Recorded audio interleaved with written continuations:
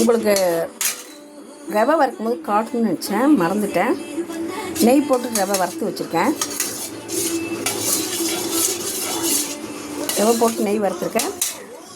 இந்த பேப்பர் கப்புக்கு 1.25 கப்பு நான் ரவை எடுத்துருக்கேன். இதுக்கு 3.25 டம்ளர் தண்ணி ஊற்றிருக்கேன். இந்த கப்புக்கு 3.25 கப்பு தண்ணி நான் ஊற்றிருக்கேன். ரவை பாருங்கள், நெய் போட்டு வறுத்து வச்சுருக்கேன். இந்த முந்திரியும் வறுத்து வச்சுருக்கேன். இதில் 2 ஏலக்காய் தட்டி போட்டுக்கேன். கொதி வரட்டும்.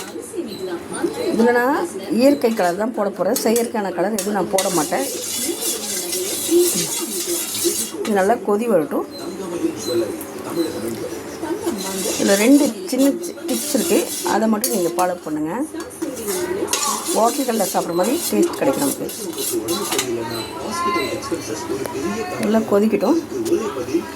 இது இன்றைக்கி எங்கள் வீட்டில் அது பாருங்கள், வெள்ளிக்கிழமையா மாங்காய் கத்திரிக்காய் போட்டு சாம்பார் வச்சுருக்கேன் சட்டியில். நான் எப்போயும் உங்களுக்கு சொல்லியிருக்கேன், சட்டியில் தான் செய்வேன். எமர்ஜென்சி அப்படிங்கும்போது ஒன்றும் பண்ண முடியாது இல்லையா, அந்த மாதிரி டைமில் இந்த மாதிரி கடாயெல்லாம் யூஸ் பண்ணுவேன். நீங்கள் கேட்கலாம், ஏன் கடாயிலேயே நீங்கள் கேசரி செய்யலாமில்ல அப்படின்னு. செய்யலாம் தான், எனக்கு அது கொஞ்சம் டைம் ஆகும் அதில் செய்கிறதுக்கு. ஏன்னா கொஞ்சம் சீக்கிரம் இதாகிடும். அது கடாயி வாங்கி வச்சுருக்கேன், இன்னும் நான் அதை யூஸ் பண்ணவே இல்லை. அது பழக்கணும். அந்த கடாயை பழக்கிட்டுனா அப்புறம் கேஸ் ஸ்டவ்வில் வச்சா ஈஸியாக பழகிடும். நீ பழக்கவே இல்லை, அப்படியே வச்சுருக்கேன். அது ஒரு நாள் பழக்கணும். பழக்கிட்டு அதில் ஒரு நாள் உங்களுக்கு நான் செஞ்சு வீடியோ போடுறேன். அப்புறம் நல்லா தண்ணி பபுள்ஸ் வருது.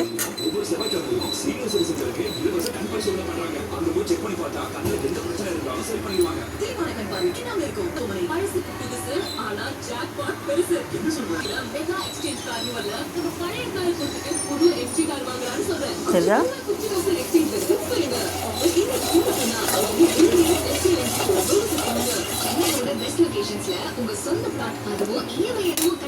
தண்ணி கொதிக்க ஆரம்பிச்சிருச்சு. இப்போ நம்ம ரவை போட்டலாம்.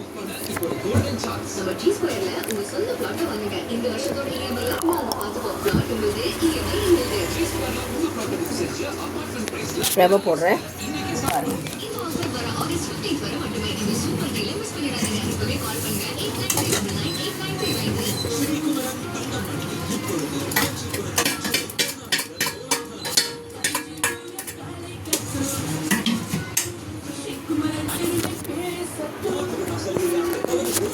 பாருங்க, ரவை போட்டு கிளறிட்டுருக்கேன்.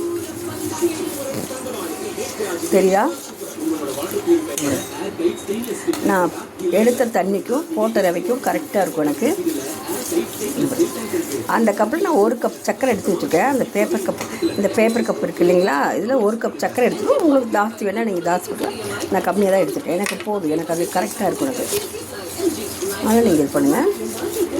ஏன்னா கேசரி ரொம்ப இனிப்பாக இருக்கக்கூடாது, செவட்டிடும். இதுவே ஜாஸ்தி தான் எனக்கு பொறுத்த வரைக்கும். நல்லதா நல்லா கிளறிட்டே இருங்க.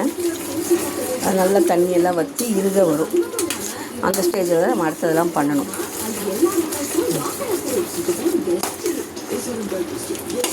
பாருங்கள், இந்த மாதிரி வரும்போது நான் கலர் சேர்த்துறேன்னு சொன்னேன் இல்லையா, என்ன கலர் சேர்த்துறேங்கிறத நீங்களே பாருங்கள். இந்த பாருங்கள், மஞ்சள் பொடி தான் சேர்த்த போகிறேன். ஃபுட் கலர் கிடையாது இல்லையா, இது மஞ்சள் பொடி நேச்சுரல். அதனால் நான் மஞ்சள் பொடி தான் சேர்த்த போகிறேன்.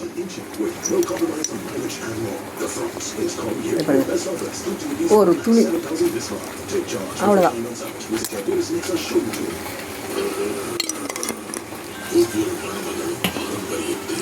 போட்டு அந்த இதை அப்படியே பண்ணுங்கள். தீ சிம்மில் வச்சுக்கோங்க. சிம்மில் வச்சுட்டு பண்ணுங்கள், கரெக்டாக வரும்.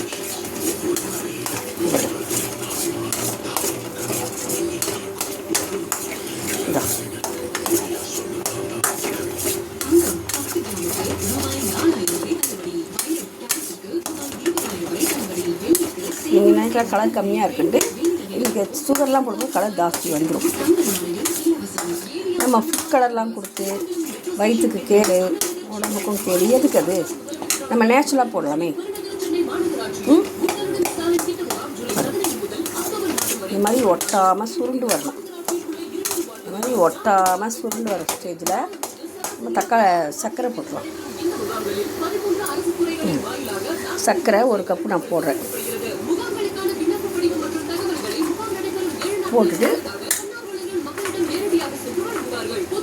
போட்டுட்டு அதையும் இலக்கணும். சர்க்கரை போட தண்ணி கொஞ்சம் கிடைக்கும். இது பாருங்களேன், லெமன் கலரில் கிடைக்கும். லெமன் எல்லோ சொல்லுவாங்க இல்லையா, அந்த கலரில் கிடைக்கும் கேசரி. இப்போ இது நமக்கு இனிப்பு கொஞ்சம் தூக்கலாக வேணும் இல்லையா, தூக்கி கொடுக்கணும். அதனால் என்ன பண்ணலான்னா ஒரே ஒரு சிட்டிகை உப்பு, ஒரு சிட்டிகை, ரொம்ப போடக்கூடாது, ஒரு சிட்டிகை போதும். இதை போட்டுட்டு இதையும் 4 பக்கம் கிளறணும். புரியுதா? இப்போ உங்களுக்கு நல்லா கிளறுங்க. எவ்வளோ ஈஸியாக நம்ம கடையில் வாங்குற மாதிரி கேசரி வந்துடும் பாருங்களேன். இதில் இப்போ நம்ம கொஞ்சமாக நெய் போட்டுக்கலாம். ஒரு 1/2 ஸ்பூன் நெய் போடுறேன். சின்ன ஸ்பூனுக்கு 1 ஸ்பூன், நான் பெரிய ஸ்பூன் உங்களுக்கு கெட்டியாக இருக்கனால உங்களுக்கு அப்படி காட்டுறேன். சின்ன டீஸ்பூன் இருக்குல்ல, அதுக்கு 1 ஸ்பூன் போட்டால் போதும். அவ்வளோதான். இதில் நான் வாசத்துக்கு ஏற்கனவே ஏலக்காய் தட்டி போட்டேன். தண்ணி கொதிக்கும் போது அது ஸ்மெல் அதில் இதாகிடுச்சு. இப்போ நான் வந்து முந்திரி வறுத்து வச்சுருக்கேன் இல்லையா, அது பாருங்கள், முந்திரி ஆட் பண்ணுறேன். இதில் நீங்கள் போடுறதா குங்குமப்பூ, திராட்சை எது வேணாலும் போடலாம். எங்கிட்ட இப்போதைக்கு இது இருக்குது, நான் போடுறேன்.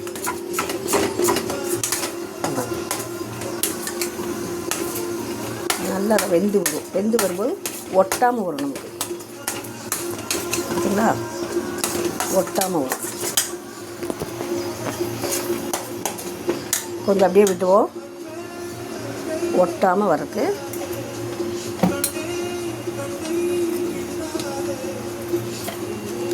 ஒட்டாமல் வரட்டும்.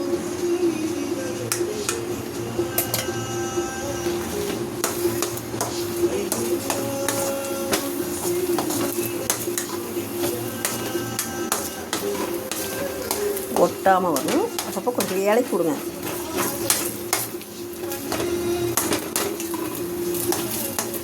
அவ்வளோதான். இது 2 நிமிஷம் வச்சுட்டு இறக்கிடலாம்.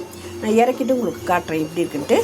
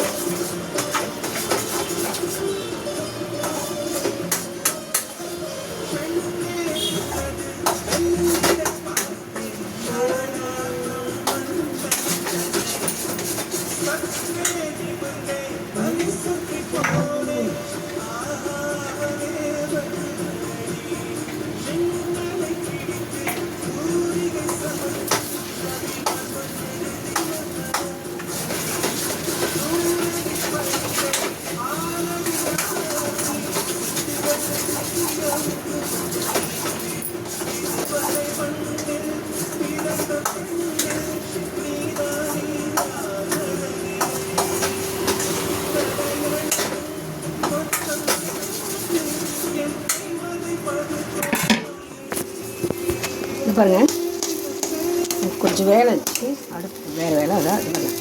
இப்போ இது பாருங்கள் எப்படி வருது பாருங்களேன். தெரியுதா? இப்படி ஒட்டாமல் வரணும்.